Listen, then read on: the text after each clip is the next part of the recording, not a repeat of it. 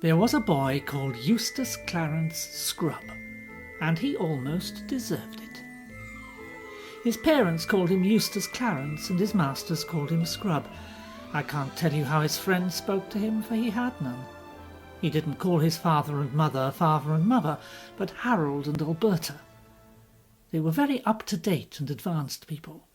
They were vegetarians, non-smokers and teetotalers, and wore a special kind of underclothes. In their house there was very little furniture, and few clothes on beds, and the windows were always open. Eustace Clarence liked animals, especially beetles, if they were dead and pinned on a card. He liked books, if they were books on information, and had pictures of grain elevators, or of fat foreign children doing exercises in model schools. Eustace Clarence disliked his cousins, the four Pevensies, Peter, Susan, Edmund and Lucy, but he was quite glad when he heard that Edmund and Lucy were coming to stay. For deep down inside him he liked bossing and bullying, and though he was a puny little person who couldn't have stood up even to Lucy, let alone Edmund, in a fight, he knew that there are dozens of ways to give people a bad time if you are in your own home and they are only visitors. Edmund and Lucy did not at all want to come and stay with Uncle Harold and Aunt Alberta, but it really couldn't be helped. Father had got a job lecturing in America for 16 weeks that summer, and Mother was to go with him because she hadn't had a real holiday for 10 years. Peter was working very hard for an exam, and he was to spend the holidays being coached by old Professor Kirk, in whose house these four children had had wonderful adventures long ago in the war years. If he had still been in that house, he would have had them all to stay, but he had somehow become poor since the old days, and was living in a small cottage with only one bedroom to spare. It would have cost too much money to take the other three all to America, and Susan had gone. Grown-ups thought her the pretty one of the family, and she was no good at schoolwork, though otherwise very old for her age, and Mother had said she would get more out of a trip to America than the youngsters. Edmund and Lucy tried not to grudge Susan her luck, but it was dreadful having to spend the summer holidays at their aunt's. "But it's worse for me, because you'll at least have a room of your own. I shall have to share a bedroom with that record stinker Eustace." The story begins on an afternoon when Edmund and Lucy were stealing a few precious minutes alone together. And, of course, they were talking about Narnia, which was the name of their own private and secret country. Most of us, I suppose, have a secret country, but for most of us it is only an imaginary country. Edmund and Lucy were luckier than other people in that respect. Their secret country was real. They'd already visited it twice, not in a game or a dream, but in reality. They had got there, of course, by magic, which is the only way to get to Narnia. And a promise, or very nearly a promise, had been made them in Narnia, that they would some day get back. You may imagine that they talked about it a good deal when they got the chance.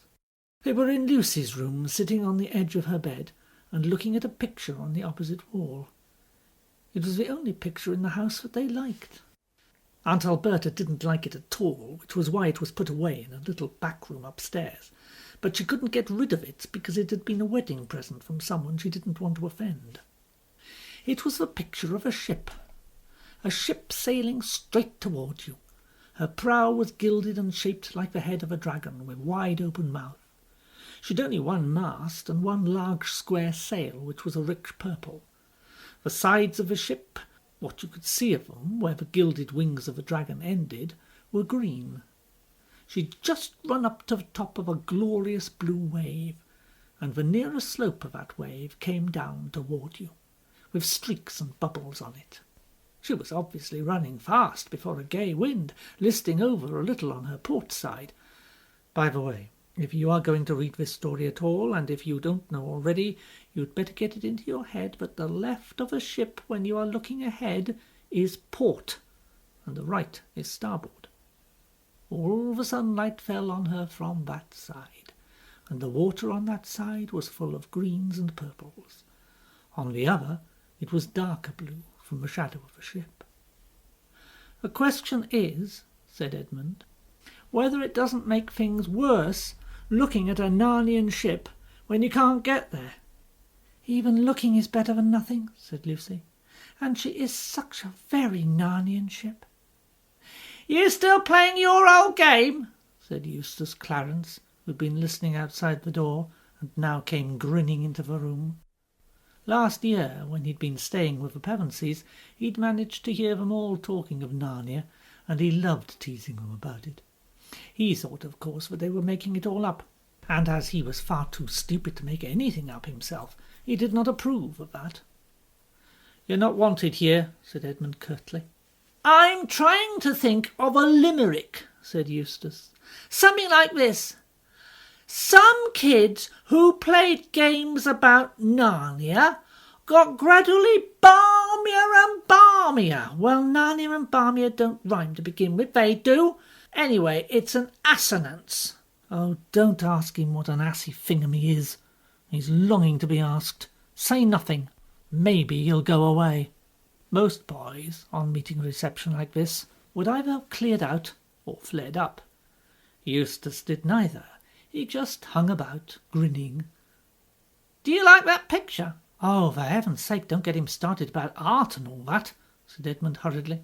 But Lucy, who was very truthful, had already said, "Yes, I do. I like it very much." "It's a rotten picture."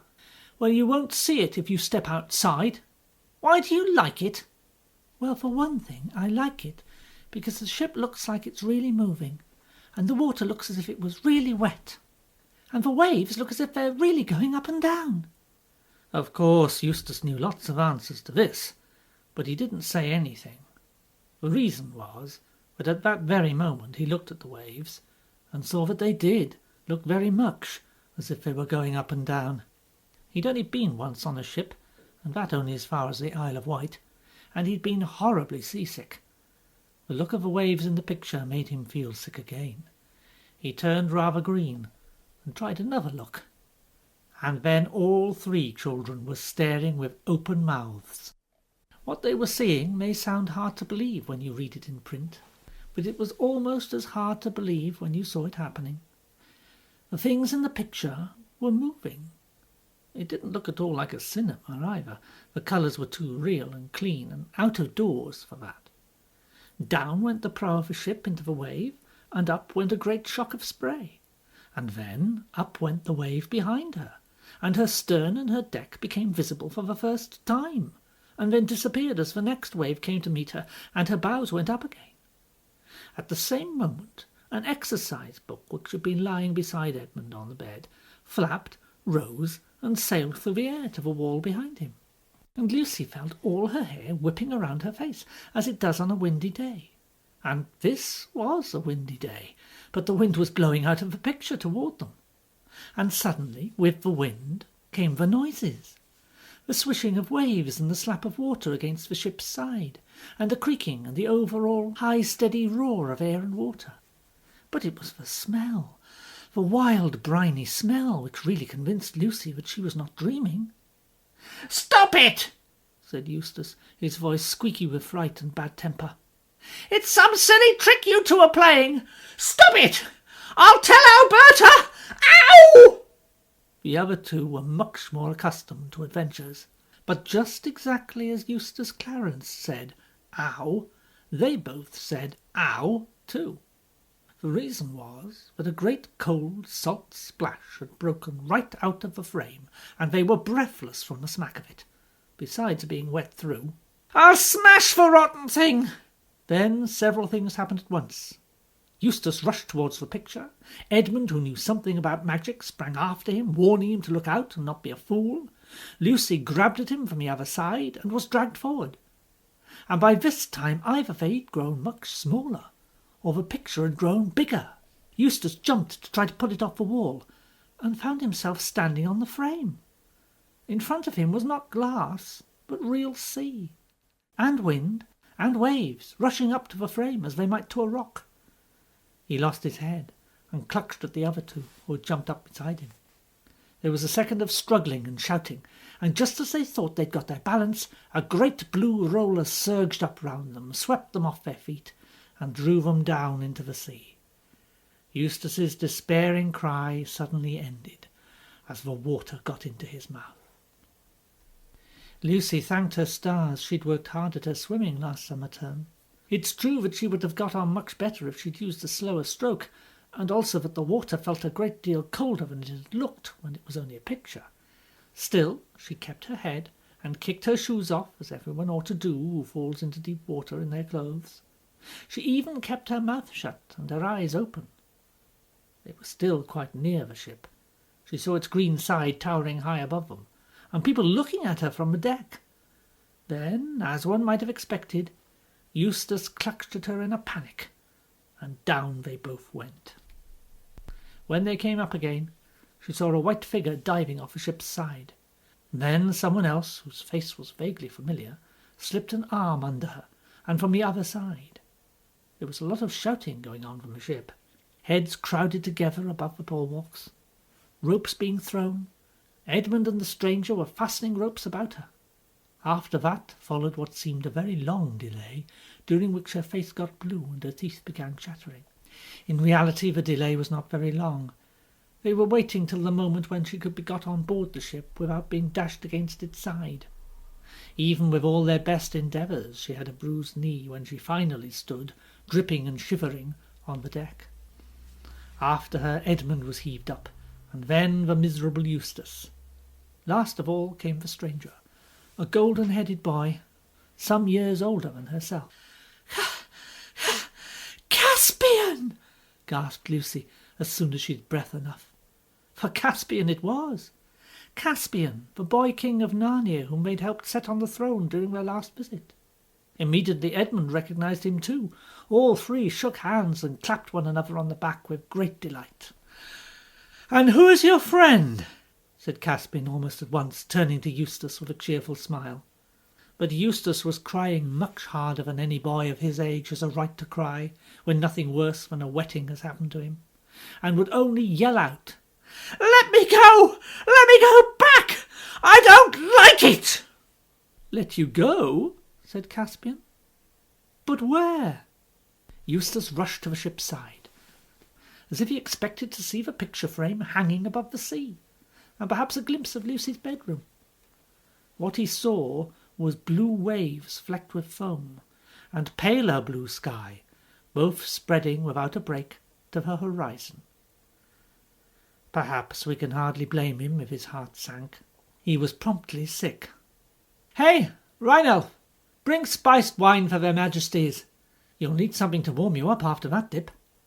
He called Edmund and Lucy their majesties because they and Peter and Susan had all been kings and queens of Narnia long before his time. Narnian time flows differently from ours.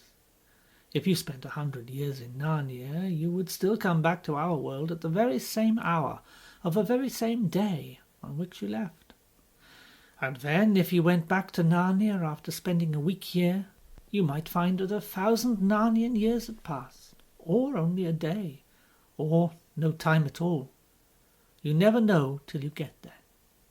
Consequently, when the Pevensey children had returned to Narnia last time for their second visit, it was, for the Narnians, as if King Arthur came back to Britain, as some people say he will, and I say the sooner the better.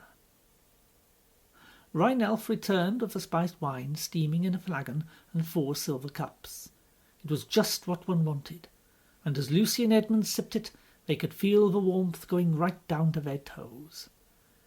But Eustace made faces and spluttered and spat it out and was sick again, and began to cry again, and asked if they hadn't Plumtree's vitamized nerve food, and could it be made with distilled water. And anyway, he insisted on being put ashore at the next station. "Well, this is a merry shipmate you've brought us, brother," whispered Caspian to Edmund with a chuckle. But before he could say anything more, Eustace burst out again. "Oh, what's that? Take it away, the horrid thing!" He really had some excuse this time for feeling a little surprised. Something very curious indeed had come out of the cabin in the poop, and was slowly approaching them. You might call it, and indeed it was, a mouse. But then it was a mouse on its hind legs, and stood about 2 feet high. A thin band of gold passed round its head, under one ear and over the other, and in this was stuck a long crimson feather. As the mouse's fur was very dark, almost black, the effect was bold and striking. Its left paw rested on the hilt of a sword very nearly as long as its tail. Its balance, as it paced gravely along the swaying deck, was perfect, and its manners courtly. Lucy and Edmund recognized it at once. Repeat-Sheep, the most valiant of all the talking beasts of Narnia, and the chief mouse. It had won undying glory in the second battle of Baruna. Lucy longed, as she had always done, to take Repeat-Sheep up in her arms and cuddle him, but this, as she well knew, was a pleasure she could never have. It would have offended him deeply. Instead, she went down on one knee to talk to him. Repeat-Sheep put forward his left leg, drew back his right, bowed, kissed her hand, straightened himself, and twirled his whiskers. "My humble duty to your Majesty, and to King Edmund too. Nothing except your Majesty's presence was lacking to this glorious venture." "Oh, take it away! I hate mice, and I never could bear performing animals. They're silly and vulgar and sentimental." "Am I to understand," said Repeat-Sheep to Lucy, after a long stare at Eustace, "that this singularly discourteous person is under your Majesty's protection? Because if not—" At this moment Lucy and Edmund both sneezed. "Oh, what a fool I am to keep you all standing here in your wet things. Come on below and get changed. I'll give you my cabin, of course, Lucy, but I'm afraid we've got no women's clothes on board. You'll have to make do with some of mine. Lead the way, Repeat-Sheep, like a good fellow." "To the convenience of a lady, even a question of honour must give way. At least for the moment." And here he looked very hard at Eustace. But Caspian hustled them on, and in a few minutes Lucy found herself passing through the door into the stern cabin. She fell in love with it at once.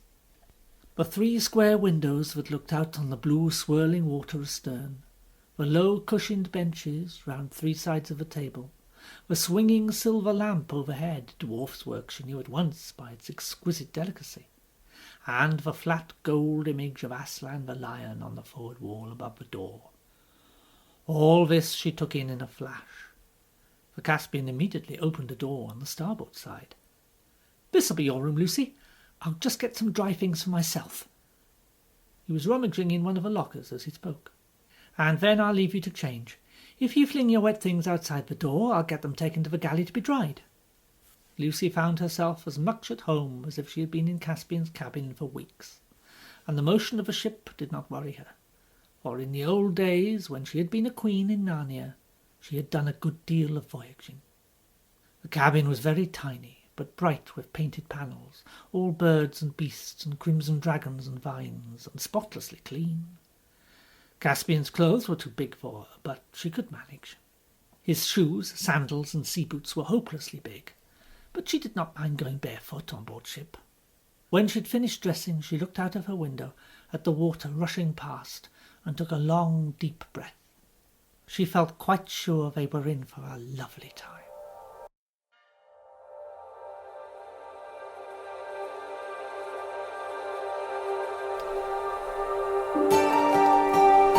We present The Voyage of the Dawn Treader by C.S. Lewis. Chapter 2. On Board the Dawn Treader.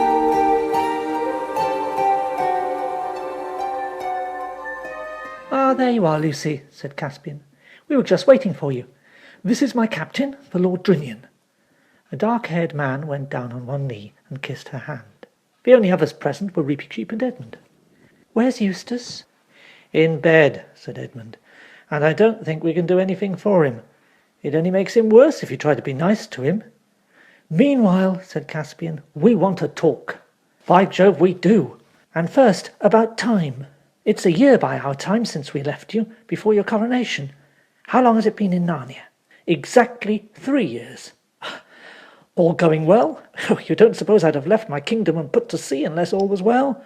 It couldn't be better. There's no trouble at all now between Telmarines, dwarfs, talking beasts, fauns and the rest, and we gave those troublesome giants on the frontier such a good beating last summer that they pay us tribute now, and I had an excellent person to leave as regent while I'm away. Trumpkin the dwarf. You remember him? Dear Trumpkin, of course I do. You couldn't have made a better choice. Loyal as a badger, ma'am, and valiant as a mouse, said Drinian. He'd been going to say as a lion, but had noticed Reaping Sheep's eyes fixed on him. And where are we heading? Said Edmund. Well, that's rather a long story. Perhaps you remember when I was a child, my usurping Uncle Myraz got rid of 7 friends of my father's, who might have taken my part, by sending them off to explore the unknown eastern seas beyond the Lone Islands. Yes, and none of them ever came back. Right. Well, on my coronation day, with Aslan's approval, I swore an oath that if once I established peace in Narnia, I would set sail myself for a year and a day to find my father's friends, or to learn of their deaths, and avenge them, if I could. These were their names: the Lord Revillion, the Lord Byrne, the Lord Argos, the Lord Mavramorn, the Lord Octasian, the Lord Restimar, and, oh, the other one who's so hard to remember. The Lord Roop, sire. Yes, Roop, of course. That's my main intention. But Reaping Sheep here has an even higher hope. As high as my spirit, though perhaps as small as my stature. Why should we not come to the very eastern end of the world? And what might we find there? I expect to find Aslan's own country. It is always from the east, across the sea, that the great lion comes to us. I say, said Edmund, that is an idea. But do you think, said Lucy, Aslan's country would be the sort of country that you could ever sail to? I do not know, madam, but there is this. When I was in my cradle, a wood woman, a dryad, spoke this verse over me: where sky and water meet, where the waves grow sweet, doubt not, Reaping Sheep, to find all you seek. There is the utter east.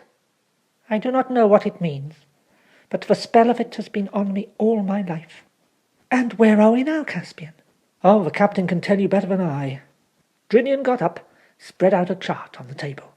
This is our position, he said, laying a finger on it. Or it was at noon today.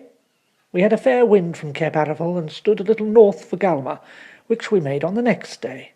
We were in port for a week, for the Duke of Galma made a great tournament for his Majesty, and there he unhorsed many knights, and got a few nasty falls myself, Drinian, some of the bruises are there still, and unhorsed many knights.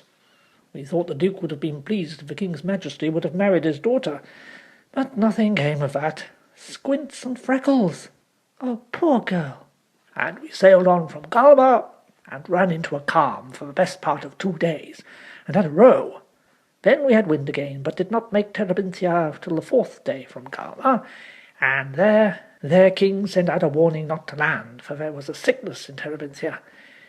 So we doubled the cape and put in at a little creek not far from the city, and watered. Then we had to lie off for 3 days, before we got a south-east wind and stood out for 7 isles. The 3rd day out, a pirate, Terebinthian by her rig, overhauled us. But when she saw us well armed, she stood off, after some shooting of arrows on either part. We ought to have given her chase and boarded her, and hanged every mother's son of them. And in 5 days more, we were in sight of Mule, which, as you know, is the westernmost of the 7 isles. Then we rode through the straits, and came about sundown into Redhaven on the Isle of Bren, where we were very lovingly feasted, and had victuals and water at will. We left Redhaven 6 days ago, and have made marvellously good speed, so that I hope to see the Lone Islands the day after tomorrow. The sum is, we are now nearly 30 days at sea, and have sailed more than 400 leagues from Narnia. And after the Lone Islands? No one knows, your Majesty, unless the Lone Islanders themselves can tell us. They couldn't in our days. Then it is after the Lone Islands that the adventure really begins. Caspian now suggested that they might like to be shown over the ship before supper, but Lucy's conscience smote her, and she said, I think I really must go and see Eustace. Seasickness is horrid, you know. If I had my old cordial with me, I could cure him. But you have! Oh, I'd quite forgotten about it. As you left it behind, I thought it might be regarded as one of the royal treasures, and so I brought it, if you think it should be wasted on a thing like seasickness. It'll only take a drop." Caspian opened one of the lockers beneath the bench and brought out the beautiful little diamond flask which Lucy remembered so well. "Take back your own, Queen." They left the cabin and went into the sunshine. In the deck there were 2 large long hatches, fore and aft of the mast, and both open, as they always were in fair weather, to let light and air into the belly of the ship. Caspian led them down a ladder into the after hatch. Here they found themselves in a place where benches for rowing ran side to side, and the light came in through the oar-holes and danced on the roof. Of course Caspian's ship was not that horrible thing, a galley rowed by slaves. Oars were only used when the wind failed, or for getting in and out of harbour, and everyone, except Reepy-Cheep, whose legs were too short, had often taken a turn. At each side of the ship, the space beneath the benches was left clear for the rowers' feet, but all down the centre there was a kind of pit which went down to the very keel, and this was filled with all sorts of things: sacks of flour, casks of water and beer, barrels of pork, jars of honey, skin bottles of wine, apples, nuts, cheeses, biscuits, turnips, sides of bacon. From the roof, that is, from the underside of the deck, hung hams and strings of onions, and also the men of the watch off duty in their hammocks. Caspian led them aft, stepping from bench to bench. At least it was stepping for him, and something between a step and a jump for Lucy, and a real long jump for Reepy-Cheep. In this way they came to a partition with a door in it. Caspian opened the door and led them into a cabin, which filled the stern underneath the deck cabins in the poop. It was, of course, not so nice. It was very low, and the sides sloped together as they went down, so there was hardly any floor. And though it had windows of thick glass, they were not made to open, because they were under water. In fact, at this very moment, as the ship pitched, they were alternately golden with sunlight, and dim green with the sea. "You and I must lodge here, Edmund. We'll leave your kinsman the bunk, and sling hammocks for ourselves." "I beseech your majesty." "No, no, shipmate. We've argued all this out already. You and Rince was the mate, are sailing the ship, and will have cares and labours many a night when we are singing catches or telling stories. So you and he must have a port cabin above. King Edmund and I can lie very snug here below. But how is the stranger?" Eustace, very green in the face, scowled, and asked whether there was any sign of the storm getting less. Drinian burst out laughing. "Storm, young master? This is as fair weather as a man could ask for. Who is that? Send him away. His voice goes through my head." "I've brought you something that'll make you feel better, Eustace." "Go away and leave me alone." But he took a drop from her flask, and though he said it was beastly stuff, the smell in the cabin when she opened it was delicious.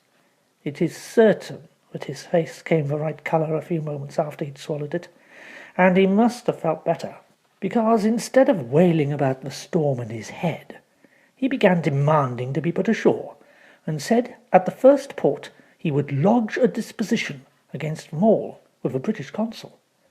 But when Reepy-Cheep asked what a disposition was, and how you lodged it, Reepy-Cheep thought it was a new way of arranging a single combat. Eustace could only reply, "Fancy not knowing that!"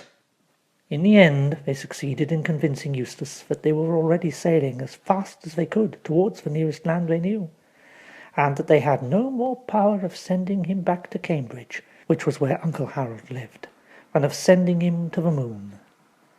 After that he sulkily agreed to put on fresh clothes, which had been put out for him, and come on deck.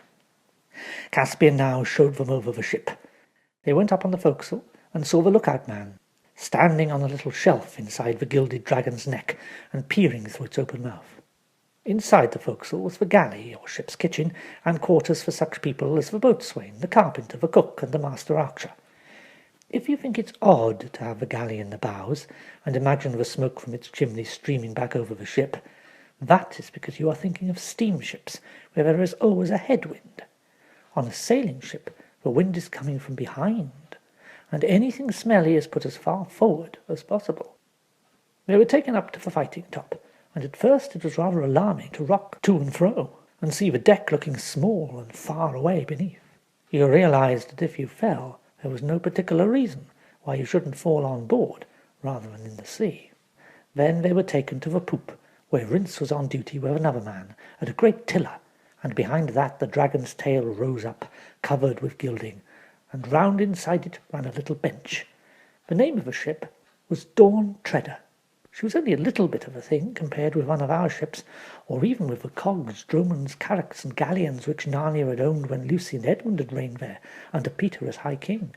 For nearly all navigation had died out in the reign of Caspian's ancestors.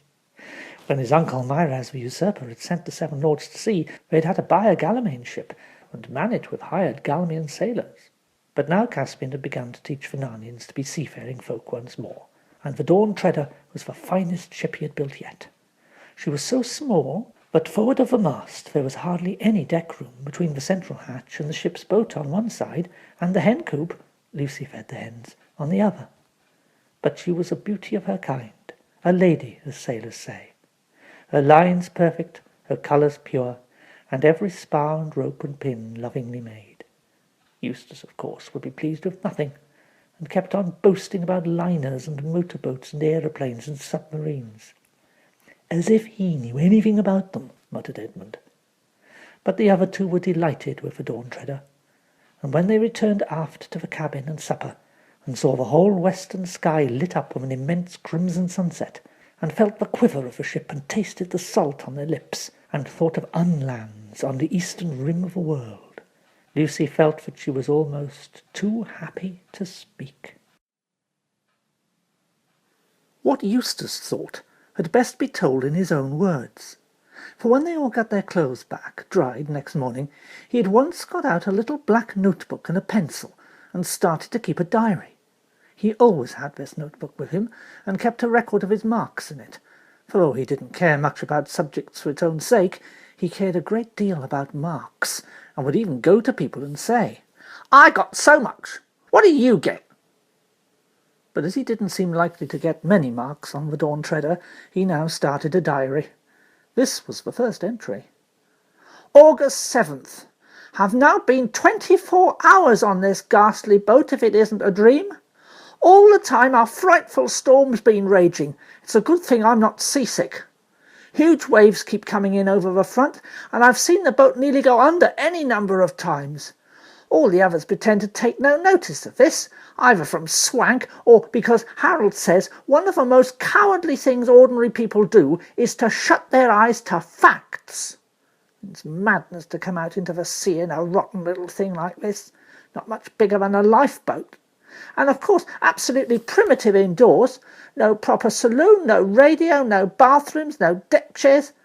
I was dragged all over it yesterday evening, and it would make anyone sick to hear Caspian showing off his funny little toy boat, as if it was the Queen Mary.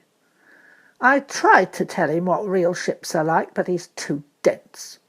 E and L, of course, didn't back me up. I suppose a kid like L doesn't realise the danger, and he's buttering up C as everyone does here. They call him a king. I said I was a Republican, but he had to ask me what that meant. He doesn't seem to know anything at all. Needless to say, I've been put in the worst cabin of the boat, a perfect dungeon, and Lucy's been given a whole room on deck to herself. Almost a nice room compared with the rest of this place. C says that's because she's a girl. I tried to make him see what Alberta says, but all that sort of thing is really lowering girls. But he was too dense. Still, he might see that I shall be ill if I'm kept in that hole any longer. E says we mustn't grumble because C is sharing it with us himself to make room for L. As if that didn't make it more crowded and far worse. Nearly forgot to say that there's also a kind of mouse thing that gives everyone the most frightful cheek. The others can put up with it if they like, but I shall twist his tail pretty soon if he tries it on me. The food is frightful too. The trouble between Eustace and Reepicheep arrived even sooner than might have been expected. Before dinner next day, when the others were sitting around the table waiting, being at sea gives one a magnificent appetite, Eustace came rushing in, wringing his hand and shouting out, "The little brutes have killed me! I insist on it being kept under control. I can bring an action against you. I can order you to have it destroyed, Caspian. At the same moment Reepicheep appeared. His sword was drawn, and his whiskers looked very fierce. But he was as polite as ever. "I beg your pardons all, and especially Her Majesty's.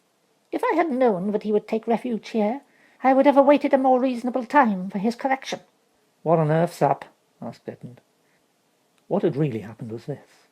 Reepicheep, who never felt the ship was getting on fast enough, loved to sit on the bulwarks far forward, beside the dragon's head, gazing out at the eastern horizon, and singing softly in his little chirruping voice the song the Dryad had made for him.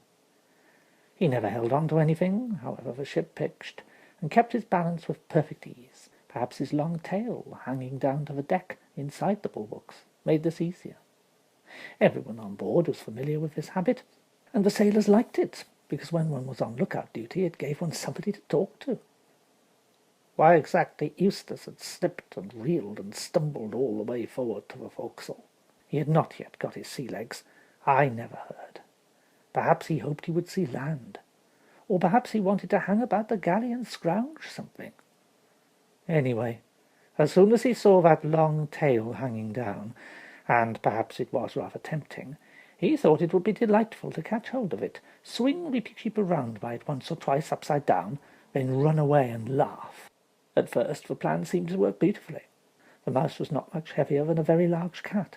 Eustace had him off the rail in a trice, and very silly he looked, thought Eustace, with his little limbs all splayed out and his mouth open.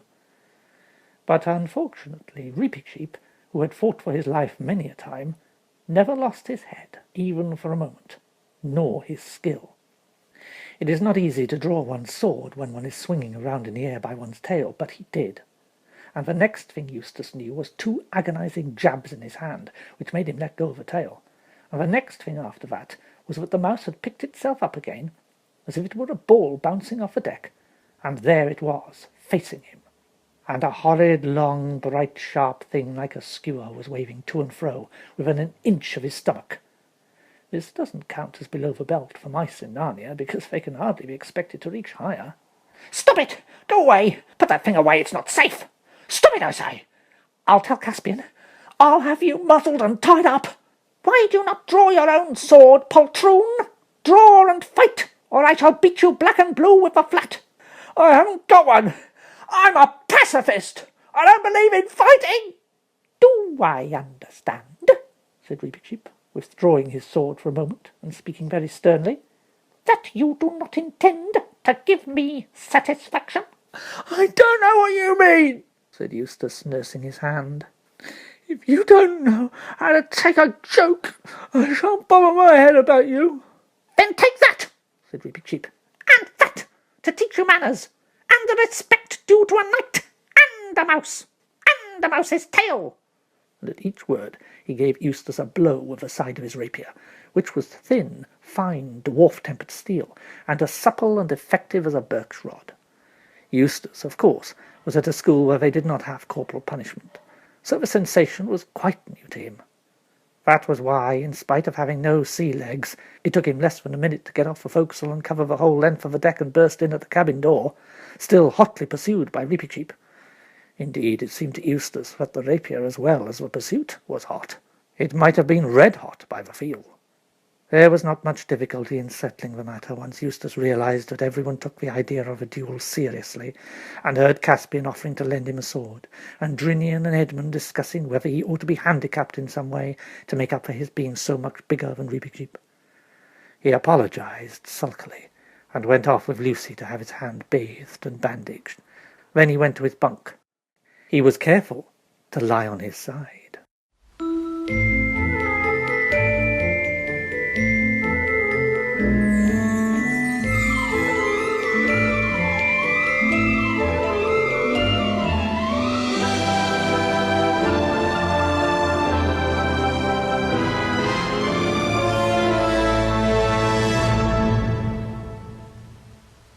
Chapter 3.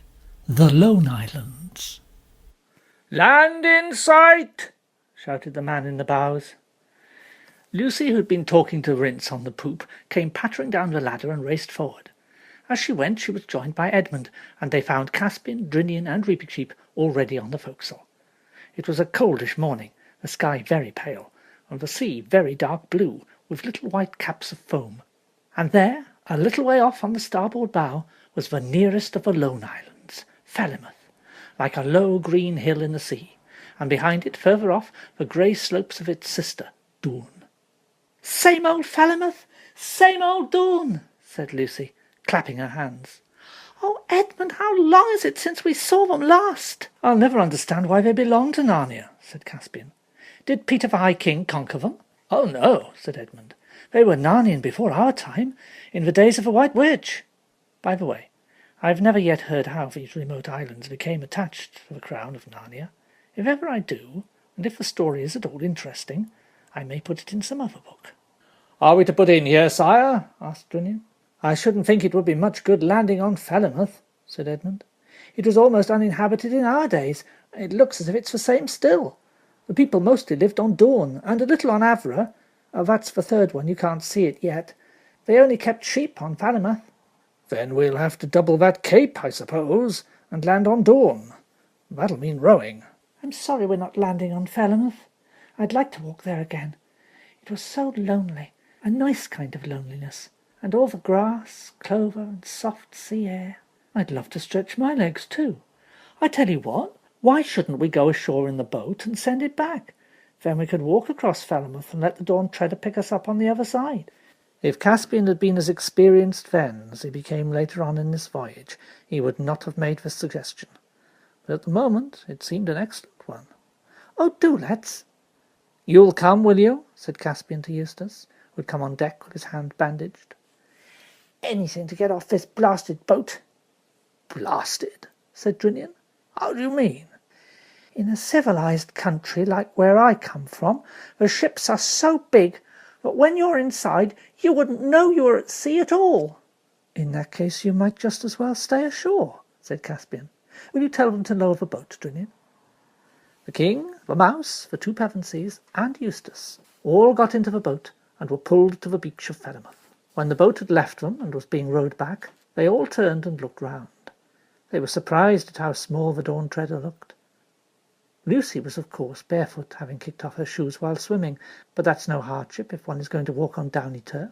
It was delightful to be ashore again and to smell the earth and grass, even if at first the ground seemed to be pitching up and down like a ship, as it usually does for a while if one's been at sea.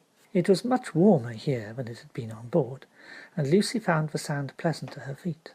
They struck inland and up a fairly steep, though low hill. At the top, of course, they looked back, and there was the Dawn Treader, shining like a great bright insect, and crawling slowly northward with her oars. Then they went over the ridge and could see her no longer. Dawn now lay before them, divided from Falmouth by a channel about a mile wide. Behind it and to the left lay Avra. The little white town of Narrowhaven on Dawn was easily seen. "Hello!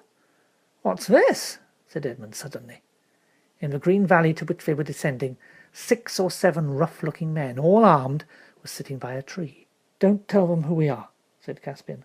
"And pray, your majesty, why not?" said Reaping Sheep, who had consented to ride on Lucy's shoulder. "It just occurred to me.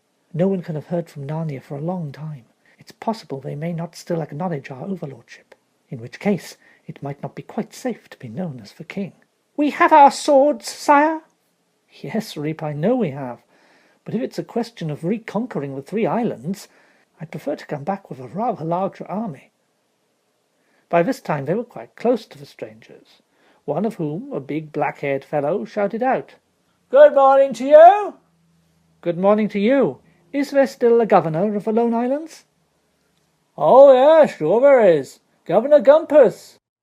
His sufficiency is at Narrowhaven, but you'll stay and have a drink with us." Caspian thanked him, though neither he nor the others much liked the look of their new acquaintance, and all of them sat down. But hardly had they raised their cups to their lips when the black-haired man nodded to his companions, and as quick as lightning, all the 5 found themselves wrapped in strong arms. There was a moment's struggle, but all the advantages were on one side, and soon everyone was disarmed and had their hands tied behind their backs, except Reaping Sheep, writhing in his captor's grip and biting furiously. "Careful with that beast, Tax. Don't damage him. You'll fetch the best price of a lot, I shouldn't wonder." "Coward poltroon! Give me my sword and free my paws if you dare. Oh, whistled the slave merchant, for that is what he was. It can talk. Well, I never did. Blowed if I'd take less than 200 crescents for him. A Calorman crescent, which is the chief coin in those parts, is worth about a third of a pound. So that's what you are, a kidnapper and slaver. I hope you're proud of it. Oh, no, don't you start any jaw. The easier you take it, the pleasanter all round, you see. I don't do this for fun. I've got my living to make, same as anyone else. Where will you take us? asked Lucy, getting the words out with some difficulty. Over to Narrowhaven, for market day tomorrow. Is there a British consul there? Is there a witch? But long before Eustace was tired of trying to explain, the slaver simply said, Oh, I've had enough of this jabber. The mouse is a fair treat, but this and a talk behind legs of a donkey. Off we go, mates.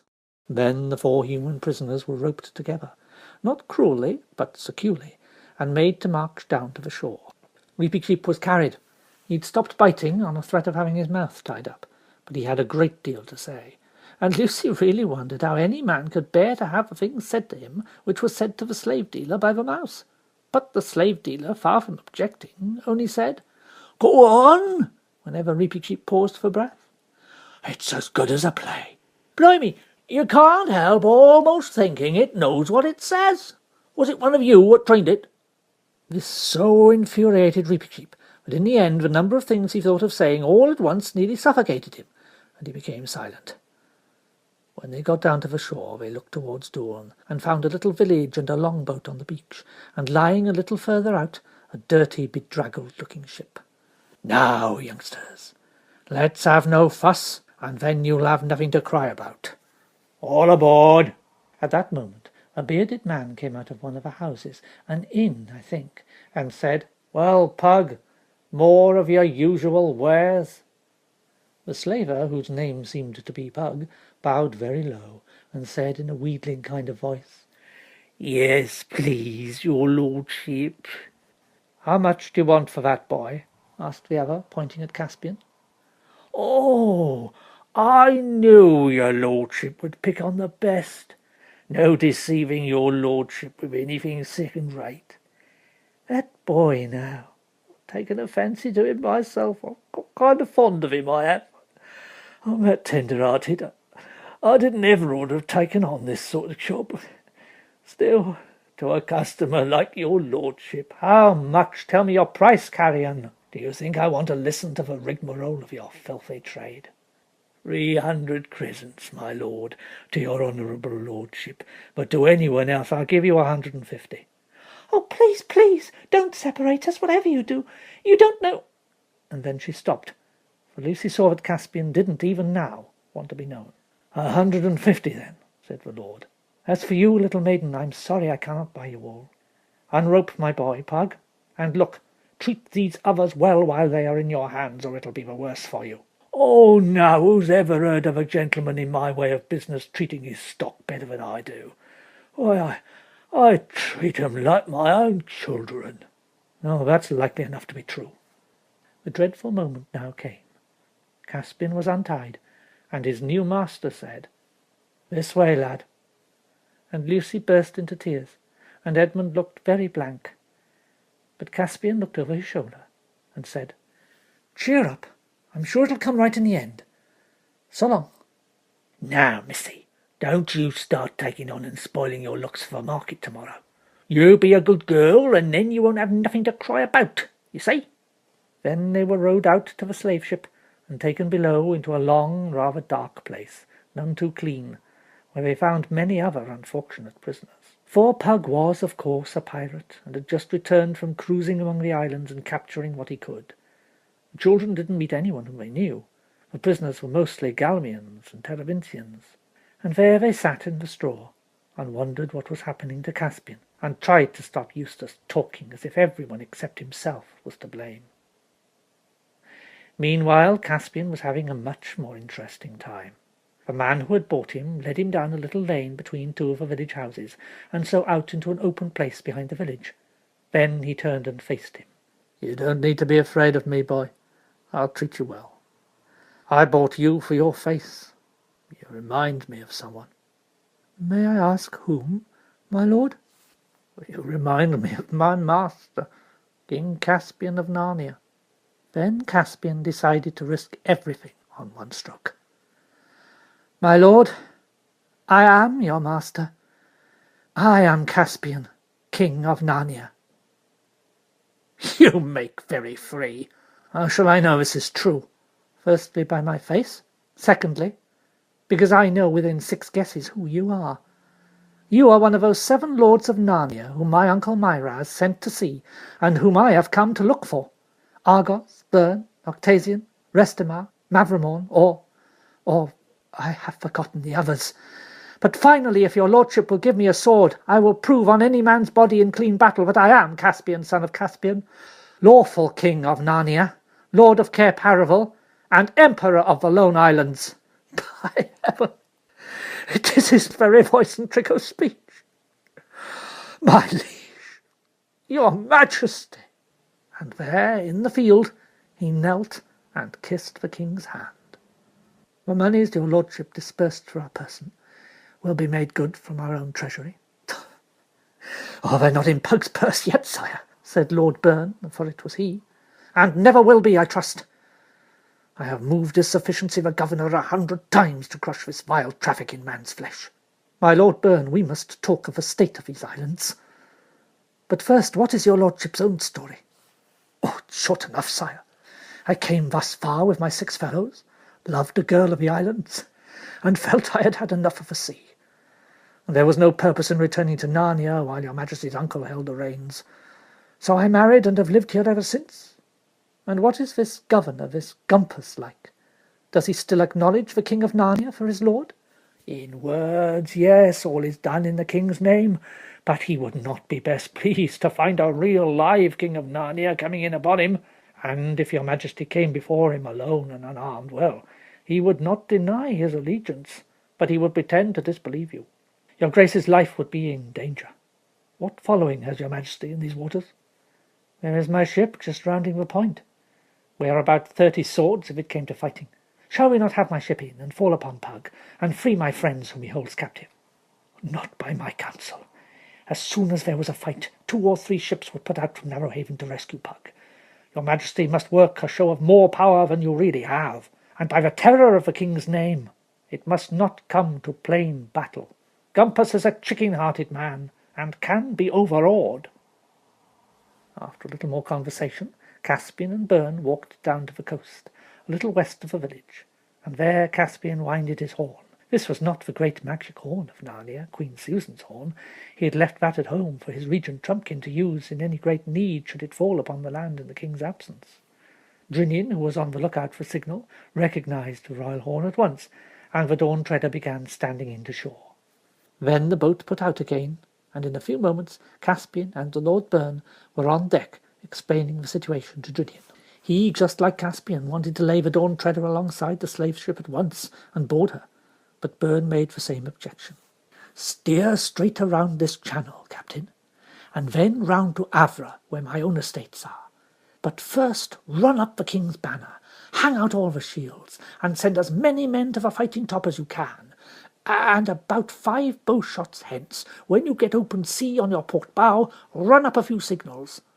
"Signals? To whom?" "Why, to all the other ships we haven't got, but which it might be as well for Gumpus to think we have." "I see," said Drinian, rubbing his hands. "And they'll read our signals, and, what shall I say, whole fleet round the south of Avra and assemble at Burnstead. That'll do excellently. Their whole journey, if there were any ships, would be out of sight from Narrowhaven." Caspian was sorry for the others languishing in the hold of Pug's slave ship, but he could not help finding the rest of that day enjoyable. Late in the afternoon, for they had to do all by oar, having turned to starboard round the north-east end of Dawn, and port again round the point of Avra, they entered into a good harbour on Avra's southern shore, where Byrne's pleasant lands sloped down to the water's edge. Byrne's people, many of whom they saw working in the fields, were all freemen, and it was a happy and prosperous place. Here they all went ashore and royally feasted in a low pillared house overlooking the bay. Byrne and his gracious wife and merry daughters made them good cheer. But after dark, Byrne sent a messenger over by boat to Doorn to order some preparations, he did not say exactly what, for the following day.